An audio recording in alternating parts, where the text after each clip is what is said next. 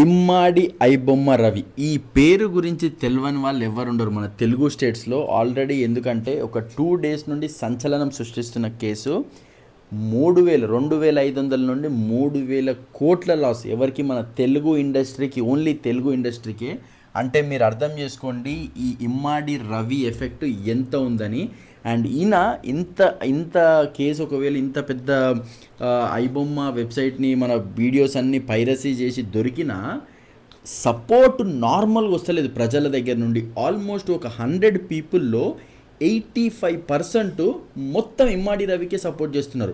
ఆ 15% మాత్రమే లీగల్గా వెళ్ళాలి అని అంటున్నారు. అండ్ ఫ్రెండ్స్, ఎందుకు సపోర్ట్ చేస్తున్నారు, అసలు ఏంది ఈ స్టోరీ, క్లియర్గా మనం డీటెయిల్గా చెప్తాను. మీరు ఒక 5 to 6 minutes చూడండి అంతే, నేను క్రిస్టల్ క్లియర్గా మీకు ఎక్స్ప్లెయిన్ చేస్తాను. అండ్ ఫ్రెండ్స్, ఎవరైతే ఫస్ట్ టైం చూస్తున్నారో జర లైక్ చేసి సబ్స్క్రైబ్ చేసి చూడండి. యాక్చువల్గా ఇమ్మాడి రవి గురించి తెలుసుకోవాలనుకుంటే, ఇమ్మాడి రవి మన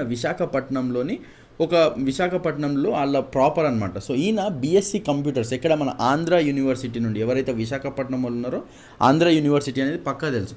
ఈయన బీఎస్సీ కంప్యూటర్స్ చేసి దాని తర్వాత 2016లో లవ్ మ్యారేజ్ చేసి పెళ్లి చేసుకున్నాడు. పెళ్లి చేసుకుంటే ఆయనకి వాళ్ళ వైఫ్ తరపున వాళ్ళు చాలా కొంచెం వెల్దీ ఫ్యామిలీ అవ్వడం వల్ల, సో నీకు చేత కాదు, నీకు పైసలు సంపాదించడం రాదు అనేసరికి ఇట్లా ఫైనాన్షియల్ థింగ్స్ మీద చాలా గొడవలైనవి. కానీ ఇమ్మాడి రవికి డీబగ్గింగ్ మీద కానీ లేకపోతే కోడింగ్ మీద కానీ, జావా పైథాన్ కోడింగ్ మీద కొంచెం ఎక్కువ ఇంట్రెస్ట్ ఉండడం వల్ల యూట్యూబ్లో నేర్చుకొని అండ్ కొంచెం అంటే ఇవన్నిటి మీద ప్రాక్టీస్ చేసి ఎలాగైనా పైసలు సంపాదించాలి అనే ఒక ఉద్దేశంతో ఆయన ఏం చేసినట్టే, సరేలే పైరసీలో మూవీస్ చూడడం అలవాటు చేసాడు అనమాట.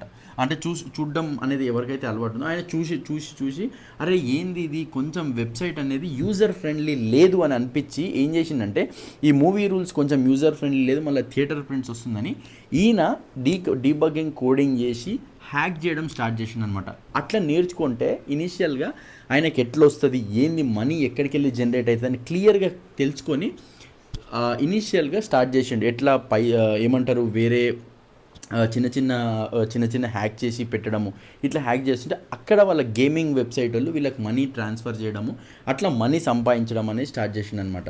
ఎప్పుడైతే మనీ సంపాదించిండో అప్పటికే వాళ్ళ వైఫ్తోని అరే నేను సంపాదిస్తున్నా అన్నా కానీ వాళ్ళ వైఫ్ ఏం లేదు. ఎందుకంటే అప్పటికే ఆల్రెడీ వీళ్ళిద్దరికీ కొన్ని గొడవలు అవ్వడం వల్ల వీళ్ళు ఆల్రెడీ దూరం అయిపోయారు.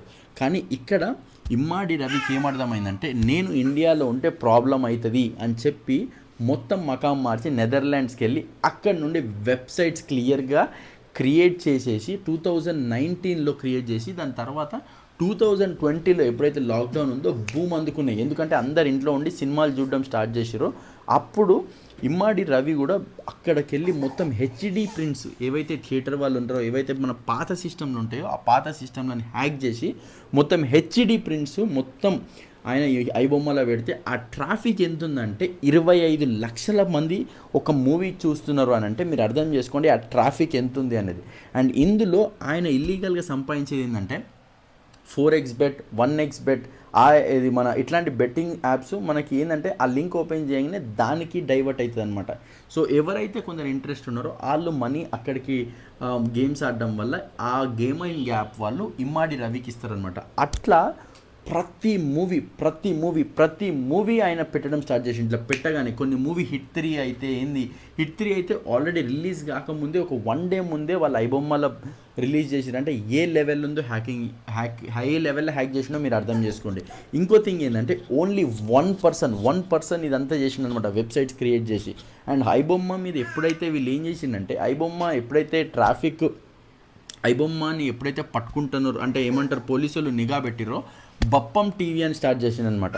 ఈ బప్పం టీవీలో కూడా కంటిన్యూస్ పోస్టింగ్. ఎప్పుడైతే ఇంకోటి ఏంటిదంటే ఒక్కరితో అవ్వనప్పుడు ఈయన ఏం చేసినట్టే నెట్వర్క్ బిల్డ్ చేసుకోవడానికి బీహార్లో ఒకరిని, హైదరాబాద్లో ఒకరిని, అట్లా ఏంటంటే వీళ్ళు థియేటర్ కాపీస్ ఏవైతే కొన్ని మూవీస్ ఉంటాయి ఇవన్నీ థియేటర్ కాపీస్ వీళ్ళకి ఇస్తుంటారు అనమాట.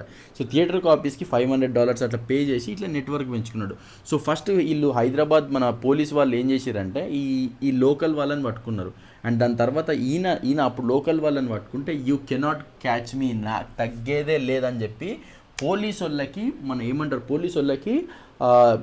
Warning message పంపిండనమాట. అంటే ఏంటిదంటే నన్ను పట్టుకోలేవు అయినా నువ్వు ఎన్ని బ్లాకులు చేసినా నేను వేరే దగ్గరికి వెళ్ళి తీస్తాను అని మొత్తం తీసి వార్నింగ్ ఇచ్చేసరికి మన సజ్జనార్ గారు ఎవరైతే ఉన్నారో సిపి సజ్జనార్ గారు ఆయన కొంచెం వాళ్ళ ఈగో హట్ అయ్యి మనసు ఏమంటారు కొన్ని వెబ్సైట్స్ వాళ్ళు ఏవైతే కొన్ని పెయిడ్ సైట్స్ ఉంటాయో ఆ పెయిడ్ సైట్స్కి 1.5 crore కట్టి సబ్స్క్రిప్షన్ తీసుకొని వీళ్ళు అసలు ఎక్కడి నుండి వీళ్ళకి మనీ ట్రాన్స్ఫర్ అవుతున్నాయి అని ఇనీషియల్గా ప్రతి ఒక్కటి ఒక 2 to 3 months నుండి వీళ్ళ పక్క నిఘా పెట్టి అండ్ ఈయనకు సంబంధించిన వాళ్ళని మొత్తం ట్రేస్ చేసి ఎప్పుడైతే ఇమ్మాడి రవి హైదరాబాద్ వస్తున్నాడు, మన కరేబియన్ దీవిల్లో ఉంటాడు, కరేబియన్ దీవిల్లో అక్కడ హైదరాబాద్ నుండి మన పాస్పోర్ట్ కూడా మొత్తం ఆయన పేరు ఆధార్ కార్డు ఇమ్మాడి రవి కాకుండా ప్రమోద్ కుమార్ అని చెప్పి మార్చుకొని ఆ కరేబియన్ దీవుల్లో మొత్తం ఒక 80 లక్షలు కట్టి అక్కడ సిటిజన్షిప్ తీసుకొని ఈరోజు ఏదైతే నిన్న ఉందో ఆ డైవర్స్ విషయంలో వాళ్ళ వైఫ్తో డైవర్స్ ఇస్తే ఇది ఒక పంచాయతీ పోతుందని చెప్పి నీట్గా అక్కడ నుండి ఫ్రాన్స్ నుండి హైదరాబాద్ వస్తే నీట్గా పోలీసు వాళ్ళు ఆ రెయిన్బో విస్టాస్ మన ఇప్పుడు ఎవరికైతే జేఎన్టీయూ దగ్గర ఉంటారో ఆ జేఎన్టీయూ కుక్కడపల్లి దగ్గర ఉంటారో అక్కడ రెయిన్బో విస్టాస్ అని కొన్ని అపార్ట్మెంట్స్ ఉంటాయి. ఆ అపార్ట్మెంట్స్లో ఆయన దొరికిండనమాట. అండ్ దొరికినప్పుడే కొంచెం పోలీసు వాళ్ళు డోర్ కొడితే కూడా అంత తొందరగా తీయకపోయినా ఇష్యూ అవుతుందని మళ్ళీ తీసేసరికి అప్పటికే డిలీట్ చేసిందనమాట. అండ్ మీరు సంచలనమయ్యే విషయాలు ఏంటిదంటే 21,000 సినిమాలు అంటే 21,000 మూవీస్ ఆయన హార్డ్ డిస్క్లో దొరికినాయి. అండ్ ఆయన హోల్ అండ్ సోల్ ఓనర్. ఇప్పుడు మనకి ఐబొమ్మలో కొంచెం సేపు వెబ్సైట్ అయితే ఏమంటారు మేము చింతిస్తున్నాము, మేమైతే మూవీస్ పెట్టలేకపోతున్నాం అని అయితే ఒక ఆల్రెడీ మన ఏమంటారు పోలీస్ వాళ్ళు తీసుకొని అక్కడ ఐబొమ్మ అయితే పనిచేయట్లేదు. కానీ ఇక్కడ షాకింగ్ ఏంటిదంటే మన ఎవరైతే ఉన్నారో సిపి సజ్జనారు మన ప్రముఖులు మూవీ ఇండస్ట్రీ వాళ్ళు చిరంజీవి కానీ నాగార్జున కానీ రాజమౌళి కానీ వీళ్ళందరినీ పిలిపించి పబ్లిక్కి అవేర్నెస్ అనేది ఇస్తున్నారనమాట అసలు దీనివల్ల ఏమవుతుంది అని. కానీ ఇక్కడ ఏంటిదంటే నార్మల్ జనాలు మమ్మల్ని మీరు మొత్తం పీడించుకొని తింటున్నారు, వేల టికెట్లు తీసుకుంటున్నారు, పాప్కార్న్ మాకు మూవీకి పోతే 2-3 వేలు ఖర్చు అవుతున్నాయి వారానికి. మాకు ఒక దేవుడు ఇమ్మాడి రవి ఐబొమ్మలో మేము మంచిగా వారానికి మంచిగా ఎంజాయ్ చేస్తున్నాము అని ఆయన చాలా మంది జనాలు పాజిటివ్గా చేస్తున్నారు. కానీ వాళ్ళు ఏమంటున్నారంటే మీ డేటా 50 లక్షల డేటా నా దగ్గర ఉంది, 50 లక్షల డేటా నా దగ్గర ఉంది, మీ డేటా పోతుంది అని వీళ్ళందరూ మనల్ని ఎడ్యుకేట్ చేస్తున్నారనమాట. అండ్ ఫ్రెండ్స్ నేను అనుకునేది ఏంటంటే ఫ్రెండ్స్ మనకి తెలియకుండా కొన్నిసార్లు ఏమవుతుందంటే మీరు పడకపోయి ఉండొచ్చు ఇప్పటి వరకు ఏది మన ఏమంటారు హ్యాకర్స్ చేతిలో, కానీ ఏదైనా ఒక రోజు పడ్డోనికే తెలుస్తుంది ఆ బాధ ఏందనేది.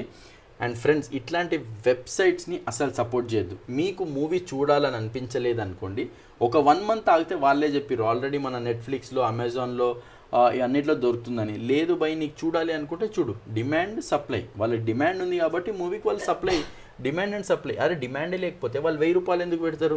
మీకు చూడాలనుకుంటే చూడండి, లేకపోతే లేదు. కానీ ఇట్లాంటి వాటిని సపోర్ట్ చేస్తే ఏమవుతుందంటే ఈరోజు బప్పం టీవీ అనే ఉంది, రేపటి రోజు మన దేశాన్ని మన కంట్రీ గురించి ఆలోచించండి. ఇట్లాంటి వాళ్ళు పుట్టి మన కంట్రీ డేటాని వేరే కంట్రీస్కి అమ్మేస్తే మనం అర్థం చేసుకుని మనం ఎక్కడ ఉంటాము అనేది. అండ్ ఈ టెర్రరిజం ఇట్లాంటి దానికి సపోర్ట్ చేసినట్టు అవుతాం friends. And friends I hope మీకు అర్థమైంది అనుకుంటాను. ఎందుకంటే ఇట్లాంటి వీడియోస్ని సపోర్ట్ చేయకండి. నాకు ఏమైనా వీడియో టాపిక్ ఏమైనా ఐడియా ఇద్దాం అనుకుంటే కొంచెం మీరు మెసేజ్ చేయండి. అండ్ థ్యాంక్ యూ ఫ్రెండ్స్ నాకు ఇట్లాంటి సపోర్టు మీరు ఇస్తున్నందుకు. అండ్ ఫ్రెండ్స్ కొంచెం లైక్ చేసి ప్లీజ్ లైక్ చేసి సపోర్ట్ చేయండి. And thank you friends for watching my channel.